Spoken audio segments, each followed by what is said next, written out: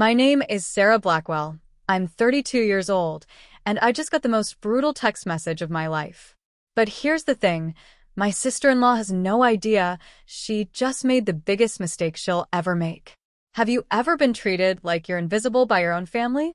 Like you don't even deserve a seat at the table?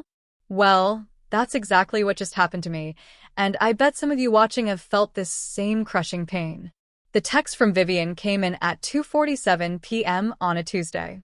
Sarah, we've decided the wedding is family only. You understand. No explanation. No apology. Just dismissed. Like I was some random person they barely knew, not Marcus's sister. I stared at my phone, sitting in my beat-up Honda in the parking lot of Miller's Market where I work part-time. The words blurred as tears filled my eyes. Family only? I am family. I've been Marcus's sister for 32 years, long before Vivian waltzed into our lives with her fake smile and designer handbags. But then I remembered something that made my tears stop cold. I pulled out another piece of paper from my glove compartment, a business contract with an address that would make Vivian's blood run cold. Because the Sunset Ridge Vineyard, where they're having their dream wedding, the $45 million property they bragged about booking for months, I own it. The silence in my car was deafening as the reality hit me like a freight train. Vivian had just uninvited me from a wedding at my own property. The irony was so thick I could taste it, bitter and sweet at the same time. Do you know someone who's ever underestimated you so badly it came back to bite them? Because that's exactly what's about to happen here. I bought Sunset Ridge Vineyard 6 months ago under my business name, Blackwell Enterprises. Nobody in my family knows about my company. They think I'm just poor little Sarah who works at the grocery store and lives in a tiny apartment. They have no clue I've built a wine empire worth over $60 million. The wedding is in 3 days. 3 days of Vivian thinking she's won. 3 days of my family believing I'm the failure they've always seen me as. But I've got a plan that's going to flip their whole world upside down. I'm going to show up at that wedding. Not as the uninvited sister. Not as the family disappointment. I'm going to show up as what I really am, the boss. But they won't know it at first. I pulled out my phone and called my Vineyard manager. Hey Janet, it's Sarah. I need you to hire me as temporary catering staff for the Marcus Blackwell wedding this Saturday. She was confused, but she agreed. Now here's where it gets interesting. I'm going to serve my own family at my own vineyard while they celebrate cutting me out of their lives. Growing up, I was the invisible child in the Blackwell family. Marcus was the golden boy, star quarterback, honor roll student, everything I could never be. While he got new cars and college funds, I got hand-me-downs and part-time jobs. Have you ever watched your parents love your sibling more than you? That pain never really goes away, does it? When Marcus brought Vivian home 5 years ago, I tried so hard to be the perfect sister-in-law. I threw her a surprise birthday party, helped her move apartments, even gave her my grandmother's pearl earrings as a welcome gift. But Vivian saw right through my kindness to what she thought was weakness. She'd make little comments at family dinners. Oh, Sarah, still working at that cute little grocery store? Or, maybe someday you'll find someone who wants to marry you too. Always with that sweet smile that didn't reach her eyes. The family would laugh awkwardly, and I'd just sit there, taking it. The worst part? Marcus never defended me. Not once. His sister was being torn apart by his fiancée, and he just watched it happen. Blood means nothing when there's no loyalty behind it. But what they didn't know was that every insult, every dismissal, every time they made me feel small, I was building something massive. I was learning the wine business, making connections, saving every penny I earned from 3 different jobs. Then came the reading of Dad's will last year. That's when everything changed forever, and not in the way anyone expected. The will reading was held in a stuffy lawyer's office downtown. I sat in the back corner while Marcus and Vivian took the front seats like they owned the place. Mom dabbed her eyes with tissues, mourning Dad but clearly excited about the inheritance. Has your family ever shown you exactly where you stand when money gets involved? Because that day, I learned my worth in their eyes was absolutely zero. The lawyer cleared his throat. To my son Marcus, I leave my house, my car, and 75% of my estate. Marcus squeezed Vivian's hand. She actually smiled during our father's will reading. To my daughter Sarah, I leave my watch collection and 25% of the estate. But then the lawyer kept reading. However, due to Marcus's outstanding debts and recent financial difficulties, his portion will first go to settling these obligations. The room went dead silent. Marcus's face turned white as a sheet. Turns out my golden boy brother had a gambling problem. Sports betting, casino trips, poker games. He'd burned through every penny Dad had given him over the years and racked up massive debt. The 75% he inherited? Gone before he even got it, all going to pay off bookies and credit card companies. Meanwhile, my 25% was clean and clear. I walked out of that office with more money than Marcus, but more importantly, I walked out with the truth about who my family really was. That night, Marcus called me crying. Not because he was sorry for years of treating me badly. He was crying because he needed money, and suddenly, little Sarah was his only option. I hung up on him and started planning my empire. With my inheritance and 5 years of careful saving, I had enough to make my first big move in the wine business. But I didn't want anyone to know it was me, so I created Blackwell Enterprises and kept my personal life completely separate from my business life. Have you ever had to hide your success because the people around you couldn't handle seeing you win? That's exactly what I had to do. I started small, buying struggling vineyards, learning everything about wine production, building relationships with distributors. I worked 18-hour days, sleeping in my office, studying market trends until my eyes burned. While Marcus and Vivian were posting vacation photos on social media, I was building an empire. Within 3 years, I owned 4 vineyards across California. Within 5 years, I had 12 properties and was making more money in a month than my family made in a year. But I still lived in my small apartment, still worked part-time at Miller's Market, still drove my old Honda. Because I knew someday they'd show me exactly who they were, and I wanted to be ready. The Sunset Ridge Vineyard was my crown jewel purchase. $45 million for the most beautiful property in Sonoma County. The same vineyard my family had always dreamed of visiting, but could never afford. I bought it 6 months ago, and never told a soul.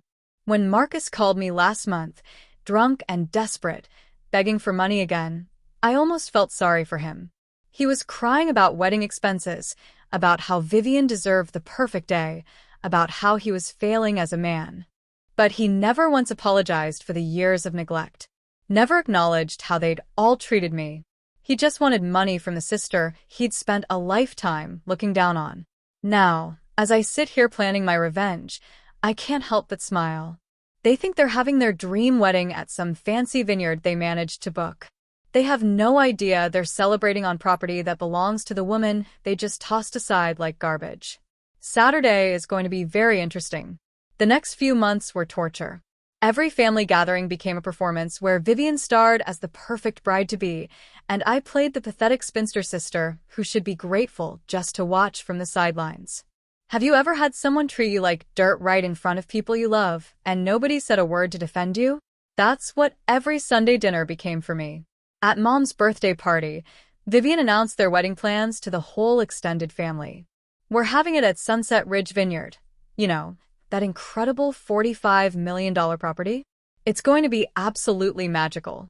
Everyone oohed and awed while I sat there knowing the truth. Then she looked right at me with those cold blue eyes. Of course, it's going to be intimate. Just real family, you understand.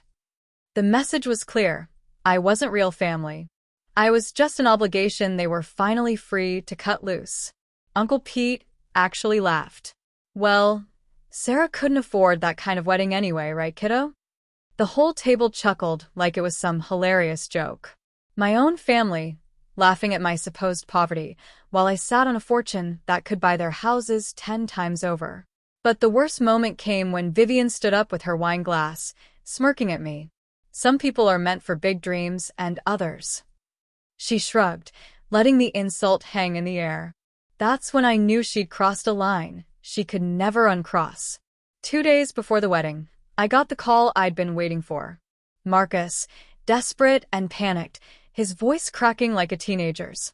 The golden boy was finally falling apart, and he needed his worthless sister to save him. Do you know what it feels like when someone who's ignored you for years suddenly needs you desperately? It's the sweetest kind of power. Sarah, please, I'm begging you. The wedding costs are killing me. Vivian doesn't know how bad things are. His voice was shaking. I need $50,000. Just a loan. I'll pay you back, I swear. 50,000. The same amount I'd spent on wine at dinner last week with my business partners. But to him, it was everything. His whole world hanging by a thread, and he thought his nobody's sister might have grocery store savings to bail him out. Marcus, where would I get that kind of money? I asked, playing dumb. I don't know. Mom's jewelry? A loan? Anything. He was crying now. Actually sobbing. Vivian will leave me if this wedding isn't perfect. She deserves everything, Sarah. She deserves the world. What about what I deserved? What about the years of being treated like garbage? But Marcus had never once asked what I deserved. I let him beg for 10 more minutes, then told him I'd think about it. I hung up and immediately called my Vineyard manager to confirm my catering staff position for Saturday. Time to serve my family the lesson they'd been asking for. Saturday morning arrived with perfect California sunshine. I drove my beat-up Honda to my own vineyard, wearing a black catering uniform and a baseball cap pulled low. The irony was so thick I could cut it with a knife. Have you ever walked onto your own property and pretended to be the help? Because let me tell you, it's the strangest feeling in the world. The other staff members treated me like any other temp worker. You'll be serving cocktails during the ceremony, Janet explained, not knowing she was talking to her actual boss. Try to stay invisible. These people paid big money for perfection. If only she knew how much they'd actually paid. Nothing, because the bride had uninvited the owner. As guests started arriving, I watched my family parade around MY Vineyard like they owned the place.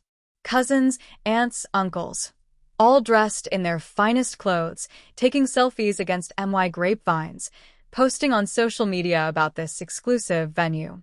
Then I saw him, Marcus, in his expensive tuxedo, greeting guests with fake confidence. But I could see the panic in his eyes, the way his hands shook when he thought nobody was looking. He was drowning in debt, putting on a show he couldn't afford, all for a woman who'd made his sister invisible.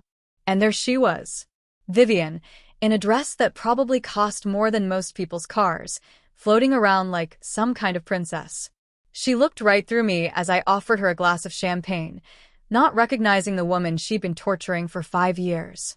But then something happened that made my blood boil. She grabbed the champagne roughly, spilling some on my uniform, and didn't even acknowledge it. Just turned away like I was furniture. That's when I knew it was time to stop playing games. The ceremony was beautiful, I'll give them that. They'd chosen the perfect spot overlooking the valley, with roses and fairy lights creating a magical atmosphere.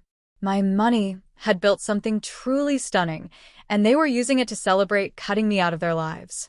Ever been forced to watch people celebrate your own exclusion? It's like being stabbed with a smile. As they exchanged vows, I served drinks to the guests, invisible in my uniform. I heard whispers about how expensive the venue was, how lucky Marcus was to afford such luxury. If only they knew their golden boy was broke and desperate. But the moment that broke my heart was when Marcus gave his speech about family. Family is everything, he said, looking out at the crowd. The people who love you unconditionally, who support your dreams, who never give up on you. Never give up on you? I'd never given up on him, even when he'd given up on me years ago. Even when he'd chosen Vivian's cruelty over his sister's love. Even when he'd let them erase me from this special day. Then Vivian took the microphone for her speech. She thanked everyone for coming, talked about how perfect everything was, how this was the happiest day of her life. She thanked Marcus's parents, his cousins, his college friends. She never mentioned me. Not once. It was like I'd never existed at all. But then she said something that made my hands clench around the champagne tray. We're so grateful to finally be surrounded by only the people who truly matter. She looked right at the spot where I should have been sitting as family and smiled that cruel smile I knew so well. That's when I accidentally bumped into her, spilling champagne all over that expensive white dress. You clumsy idiot. Vivian screamed, loud enough for every guest to hear. The entire wedding party turned to stare as champagne dripped down her perfect dress. Look what you've done. Have you ever been screamed at in front of a crowd of people? The shame burns hotter than any physical pain. I'm so sorry, I mumbled, grabbing napkins to help clean the mess. But Vivian slapped my hands away like I was contaminated. Don't touch me. Do you have any idea how much this dress costs? Her face was red with rage. All her wedding day elegance gone. More than you make in a year, I guarantee it. The guests were murmuring, some looking embarrassed for me, others filming with their phones. Marcus rushed over, not to defend me, but to calm his bride. Vivian, honey, it's okay. It's just champagne. It's not okay, she shrieked. This day was supposed to be perfect, and this nobody just ruined it. She pointed at me like I was garbage. I want her fired. I want her arrested. She crashed our wedding. Crashed their wedding. At my own vineyard. The woman who'd stolen my family was accusing me of crashing a party on my own property. But then something magical happened. I smiled. For the first time in months, I genuinely smiled. And it wasn't the fake smile I'd been wearing all my life. It was the smile of someone who held all the cards and was finally ready to play them.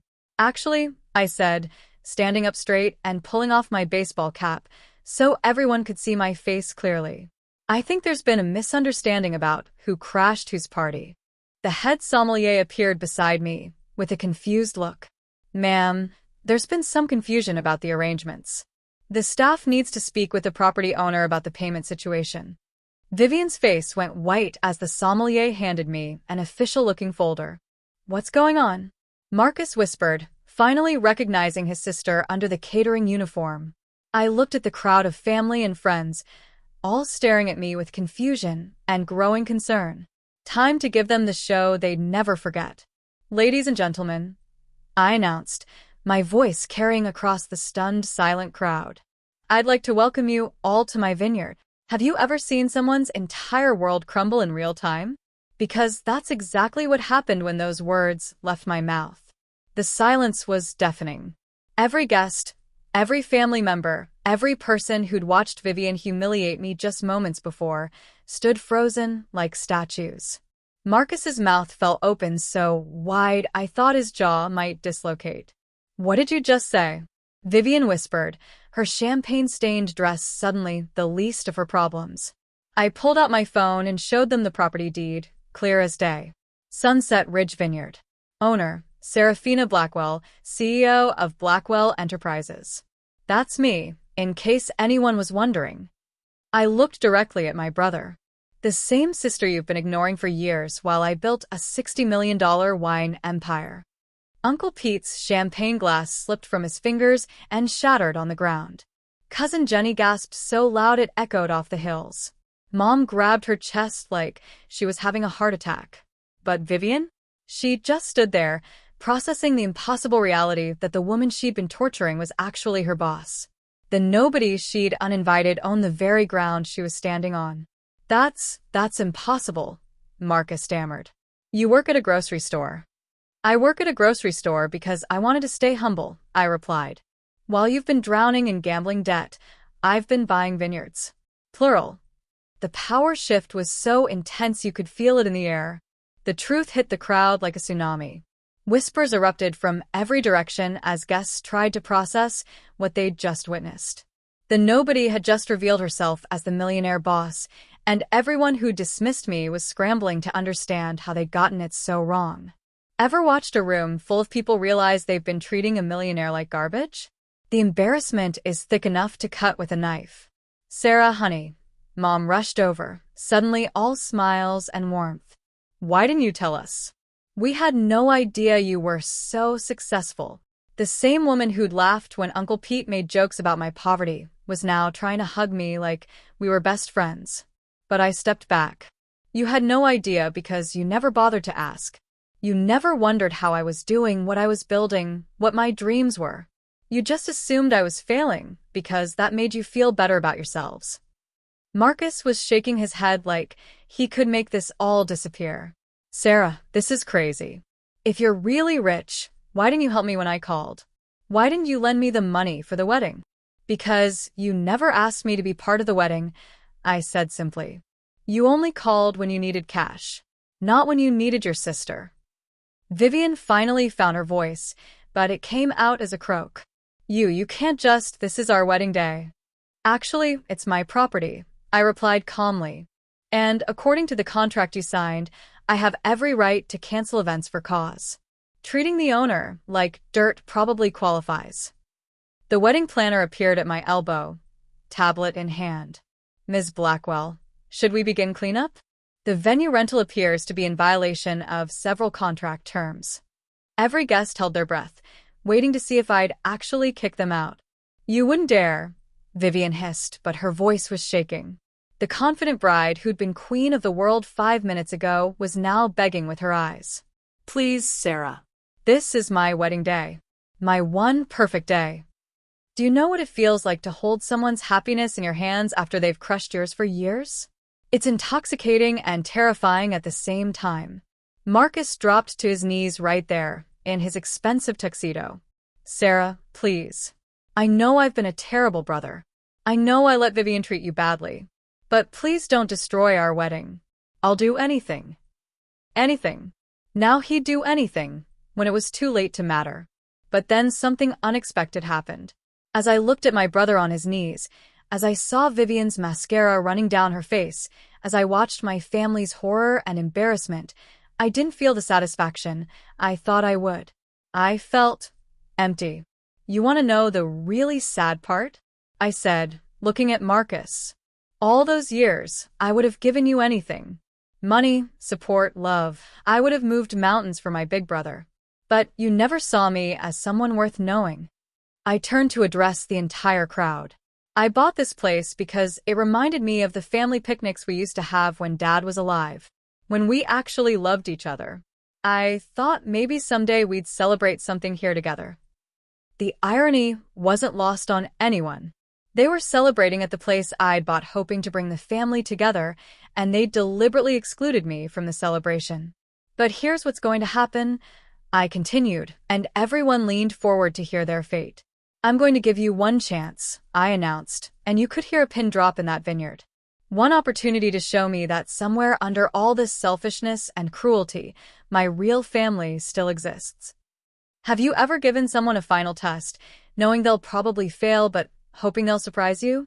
That's exactly what I was doing. The wedding can continue. The reception can happen. But there are conditions. I looked directly at Vivian. You will apologize to me in front of every single person here. Not a fake apology, a real one that acknowledges years of treating me like dirt. Vivian's face went through about 6 different expressions before landing on desperate. I'm sorry, Sarah. I didn't know. You didn't know what? That I was rich? So, you only have to be decent to rich people. I shook my head. That's not an apology. That's just regret that you got caught. Marcus stood up slowly. What else? What are your other conditions? You both admit to everyone here that you uninvited me, not because of space, but because you thought I wasn't good enough for your perfect day. The crowd gasped. They hadn't known the whole truth until now. And finally, I said, my voice getting stronger, you set up a payment plan to pay me back for this venue. Not free anymore. Full price. $45,000. Marcus went white. Sarah, you know I don't have that kind of money. Then you'll work for it. Like I did. Like everyone else has to. I crossed my arms. Those are my terms. Take them, or I shut this whole thing down right now, and you can explain to your guests why their perfect wedding just got canceled. The ball was in their court, but we all knew they were trapped. What happened next surprised everyone, including me. Vivian, with mascara streaking down her face and champagne staining her dress, looked me straight in the eye and said something I never expected. You're right. Her voice was quiet but clear. I treated you terribly, and it wasn't because of money. It was because I was jealous. Have you ever heard the truth from someone who's been lying for years? It hits different than any apology ever could. I was jealous because Marcus talked about you all the time when we first met. His little sister, who was so smart, so kind, so determined. I felt like I had to compete with you, so I tried to make him see the way I wanted him to, as less than me. Tears were streaming down her face now. I turned your own brother against you, because I was insecure. The crowd was silent, watching this raw moment unfold. Marcus looked like he'd been punched in the gut as he realized what had really happened to his relationship with his sister. And Marcus, she continued, she's not the failure. We are. Look what she built while we were busy feeling superior. She's everything we pretended to be. I felt something I hadn't expected, forgiveness starting to bloom in my chest. Not because they deserved it, but because I deserved to be free from the anger. Here's what's going to happen, I said finally. The wedding continues. But things change starting today. Real change. I looked at my brother. I want my family back, Marcus. The real one. Not the one that only calls when they need money. As the sun set over my vineyard that evening, something beautiful happened. For the first time in years, Marcus hugged me like he meant it. The family that had excluded me was finally ready to include me, not because I was rich, but because they'd remembered I was worth loving. Sometimes the best revenge isn't destroying someone. Sometimes it's showing them who you really are and letting them choose whether they're worthy of staying in your life. I kept my vineyard, my dignity, and I got something even better. I got my family back, but on my terms this time. What an incredible journey. If this story touched your heart, smash that subscribe button and tell me in the comments, what would you have done in Sarah's situation? Would you have forgiven them or walked away? Your stories inspire my next videos, so don't hold back. And remember, sometimes the best revenge is simply becoming everything they said you couldn't be. Until next time, keep building your empire.